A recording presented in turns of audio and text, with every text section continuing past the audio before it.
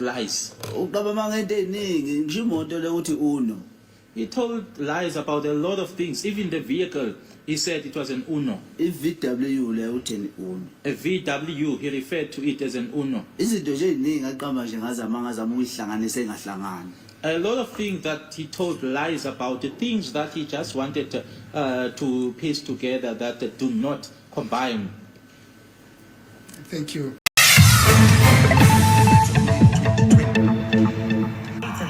He was at the peak of his career. Who did not like that? Is this just... I'll say it was a hit. Where is the mastermind? Thank you, Brother Dia. If he doesn't answer. At what time of the day did accused number 4 arrive at the hostel? That is Phosphorus hostel. Umangalelo wesine wafika ngobani isikhathi khona lapha hostel. Anginalwazi wafika ngobani isikhathi. Ngambona ngalesikhathi esengineza ukhiye kwaze kwakulate. Ukuthi efike emini noma efike entambama isikhathi engikhumbula ngaso yilesa ngeza ngalo ukhiye. The only time that I can remember is the time that he handed over the key to me.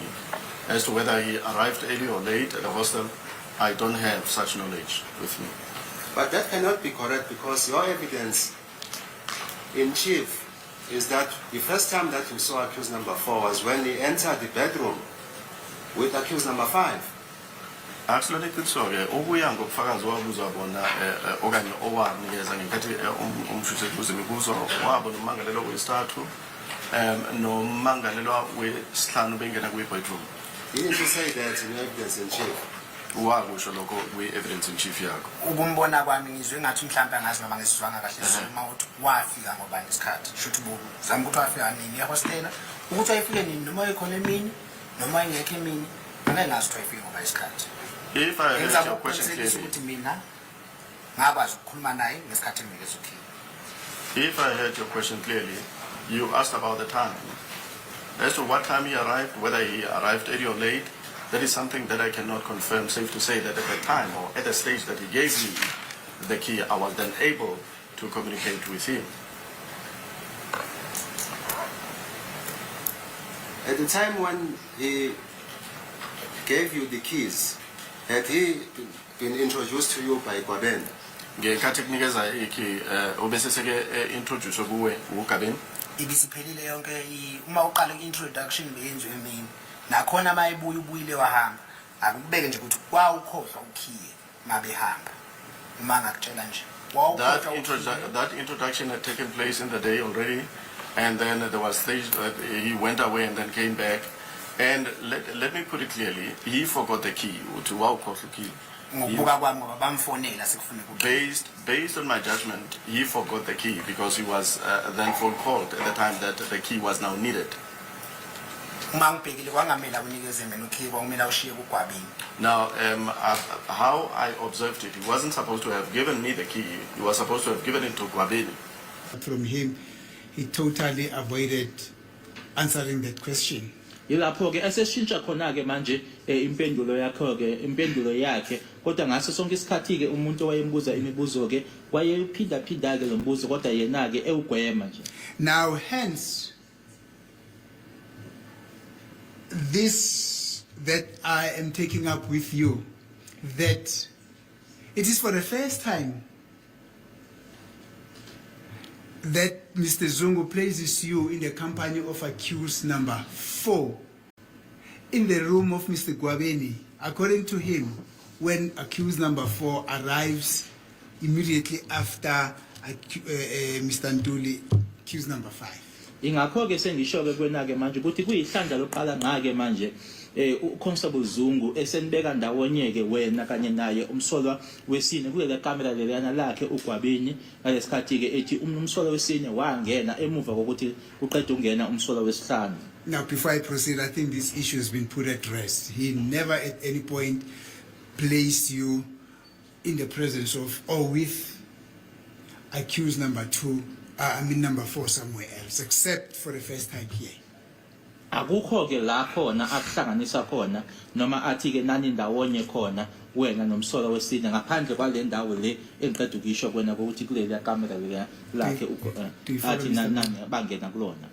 Do you follow Mr. Mnini? Ingabe uyalandela yini? Yebo ngiyalandela. Yes, I do follow. Thank you. And It is your testimony, Mr. Ngube, and I think these were instructions that were also put on behalf of Mr. Mapisa, that for the better part of the day, you have been together. Uyasho manje kubufakazi bakho futhi kube yiyona-ke inkulumo yakhe umnumzane uMapisa-ke ukuthi nje ilanga leliyana-ke noma ngaleliya langa leliyana nani ndawonye. Yebo ngoba na ekuseni ngaze ngamshiya lapha ahlala khona sengiyendlini. Yes, I was with him from the morning up until I dropped him back at his place where he's staying, and then I went home. Thank you. Now, Constable Zungu, the only state witness who came to testify about that occasion there at Basutwini Hostel places you in the company of accused number 4 for the first time, very late, when, according to him, accused number 4 arrives with accused number 5. Could that be a true reflection, or a not really true reflection? Could that be a true state of affairs of what happened on that day? That you only met accused number 4, according to Zungu's, that's not the analogy of Zungu, at the time at which accused number 4 arrived with accused number 5. Manje-ke uConstable Zungu uma ekhuluma-ke ngokuthi-ke nani ndawonye wena nomsolwa wesine-ke uthi-ke yinto leyo-ke eyenzeka-ke sekuntambama isikhathi lesi-ke asishoyo athi-ke yilesikhathi umsolwa wesine angena ngaso ehamba naye umsolwa noma elandela umsolwa wesihlanu. Ingabe-ke yilokho yini okwenzeka ngalela langa? Unamanga uZungu. No, Zungu was telling lies. Yikho ngithi kuba bekunelokhuzane iTV la bekuzokubonisa isithombe senganginaye kusekuseni. Hence I'm saying that if the screen was on here, I was going to show you a photo where I was with him in the morning. Ngibonisa isithombe nginaye emini yamazibuko hostela. Show you a photo where I was with him during the day at Mazibuko Hostel. Now, just before you proceed, this that you were with, who are you talking about? Ukhuluma ngobani? Ngikhuluma accused number 4 Mapisa. Referring to accused number 4 Mapisa. Okay, proceed. So lento ekhulunywa uZungu nje uqamba manga. So what Zungu was saying was telling lies. uMapisa wayenami ngalela langa. Mapisa was with me on that day. Azange kuthiwe uphumile wabuya wangena no-accused number 5. Accused number 5 azange ibe naye lapha ya. There was never a stage where it said Mapisa went out, he came back, he was in the company of accused number 5. I was never with accused number 5 there. Yeah, istory nje azama ukusikhanda esingekho. It is just a story that he was trying to make up that doesn't exist. Azange abe nami accused number 5 nje weFosloras. Accused number 5 was never with me in Phosphorus. So amanga la kunyuzungu. So what Zungu said was lies. Thank you. Maybe let me ask the question the other way around. When Gwabeni introduced accused number 4 to you, where was accused number 4 in Gwabeni? Ngenkathi uGwabeni-ke introduce ummangalelo wesine kuwena babe kuphi? Sengisho ukuthi-ke uGwabeni naye ummangalelo wesine. Sase hostel. We were at the hostel. Where exactly at the hostel? Kuphi kahle kahle ehostel? Kuyiphi indawo ngaphakathi ehostel okanye ehostel? Ngqondo ngaphakathi yonke introduction yayenzelwe ngaphakathi la open space. Umuntu engangamazi mayefikile lapho ngangimbona lapho sosidibana naye lapho. Now, I think inside of the hostel, in an open space, whoever that had come there, which I didn't know, they were also there in that open space in the hostel. Did that introduction took place at the time when you arrived, or it took place later? Leyo introduction yenzeka nini ngenkathi ufika okanye emva kwesikhathi usufike? Bamnquma la ngeke ngithi lo bam introduce maybe ngo4 noma ngo5 noma ngo1. But Ngumano, I cannot say that this one in particular was introduced at 4 and that one at 5 or at 1 o'clock.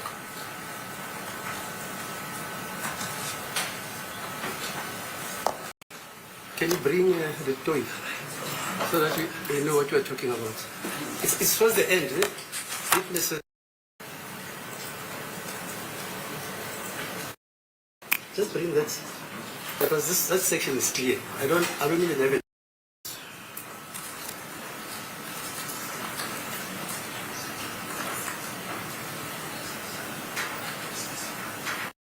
but you did nothing, you did not effect any arrest. You see persons exchanging firearms. From the information or knowledge that you had. Question.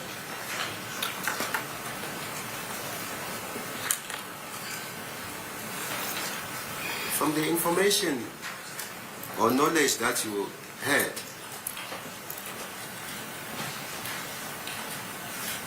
did that information inform you that accused number 4, that is Mr. Mapisa, was present at the scene of the murder of Mr. Mayew on the 26th of October 2014? Unalolu lwaziyo uthi ummangalelwa wesine ube khona lapha endaweni yesigameko la kwabuleleka khona ke uMeyiwa. Uma ukhuluma ngendawo emoyo yesigameko ukhuluma No. ehostel la bengikhona noma Sir, ukhuluma la please try to appreciate the question that I'm asking you. From the knowledge or information that you had, did that knowledge or information inform you that Mr. Mapisa was present where the deceased was shot in Phosphorus on the 26th of October 2014? Good Yes or lwazi no? owaluthola ke wena. Uqhamuka kulolu lwazi ke ngabe lolu lwazi ke lwaluthi ke obaba uMapisa ube khona lapha endaweni yesigameko eFosores la kwadutshulelwa khona ke uSenzo Meyiwa. ngokolwazi lami. Wait. Mr. Mumal, don't ask hearsay questions. Can you put a hearsay question to this witness? When he answers it, whatever answer he gives, it becomes direct evidence. Are you with me? Yes, I'm with you. Yes. Yes, Mr. Mumalo? This information or the source of this information or knowledge, were you the source of this information or somebody else informed you about what you are telling this court? Yabona letshela inkantolo kuyi information iqhamuka kuwena okanye khona umuntu ke owa kunikeza ke leyo information okanye lolo lwazi. Iqaleni ulwazi ukunikeza ukhiye ulwazi usuka kimi lolo ukuthi uye wanginikeza ukhiye akusilo ulwazi usuka komunye umuntu uye wanginikeza mina. Firstly, where the keys are concerned, this is not information that was related to me pertaining the keys. He is the one that gave me the keys himself. No any other person told me that he actually gave me the keys. So, nani ndawonye lapha yana eBasotho hostel okusuka ke ngo2 kwaze kwayoba late. Manje kule nkulumo oqeda ukisho ke wena ukuthi ke uZungu uqamba amanga. Isho ukuthini ke yonke leyo nto leyo manje ngomuntu othi waye ndawonye nanihlezi ndawonye nanisendaweni eyodwa. Awuzungazange benaye mina. I was never with Zungu. thank you. Undangena I choose number 4. The person I was with was I choose number 4, Hayi uZungu. not Zungu.